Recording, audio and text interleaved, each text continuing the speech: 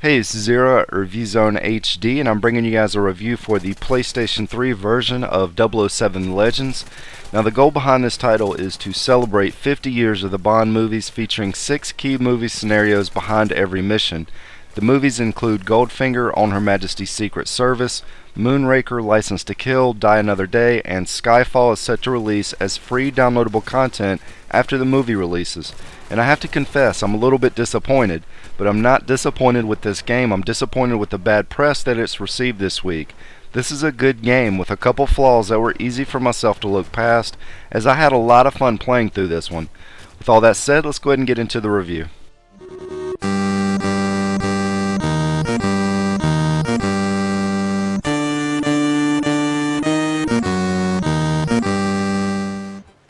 The graphical art style here reminds me a lot of both the original and remake of the GoldenEye title, which the N64 Bond game is arguably the best out of the series.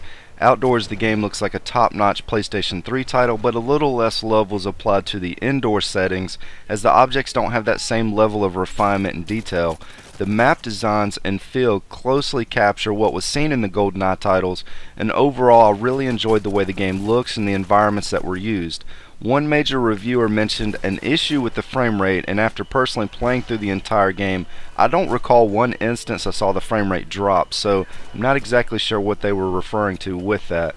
But one minor nitpick I have is with the character animations when they're walking or running. They do look a little stiff, but the animations behind the ragdoll and bullet impact physics for combat make up for it, as they really enhance the fun factor when blasting away the bad guys. The controls felt solid, and the hit detection was also up to the task, so the gunplay in general was just as good as what was seen in the previous Bond games. Hey! You talking to yourself again? Man, I worry about your sanity sometimes. The game starts off with one scene from the upcoming Skyfall trailer in which Bond falls from a train and lands in a river, and they took this concept and have you playing through flashbacks of Bond's previous adventures as you're underneath the water. Every movie chapter that you play through felt like it could be the ending to a great Bond game, along with bringing that sense of nostalgia for those that remember the movies. At the end of every chapter, you have a showdown against the movie's villain, which in most cases means that you're going to be in a punch-out style mini-game that may be a bit on the silly side of things. I thought it was pretty entertaining being able to smack around the star villains before finishing them off in style, so to me this seemed a little more fun than just getting into a cut-and-dry shootout, even if it is a little silly.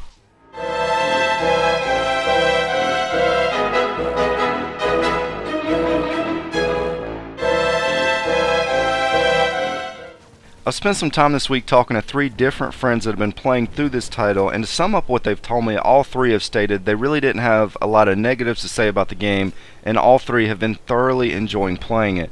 The stealth portions of the game that some reviewers have complained about, I found very rewarding, as your gadgets are essential to help you get through these areas. Your watch detects enemies that are around corners and also shoots a laser that can disable cameras. Your trusty pen can fire off distraction, shock, and tranquilizer darts.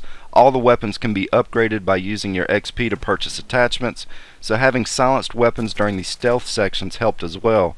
The only gimmick with the gadgets was the phone, which pushed you into a Batman Arkham-style detective mode that was a bit cheesy and created easily forgettable sections of the game. As far as the multiplayer goes, I was finally able to test the online matches out today, and I'm extremely happy to report that it was working well when I tested it out. I didn't see any lag in the few matches I played in, and the customization and character options show some promise in what could end up being a quality experience for most. The game also does feature the old school local co-op split screen modes, which can support up to 4 players, so for those wanting to smack their friends around in real life and on the game, that's going to be an option here.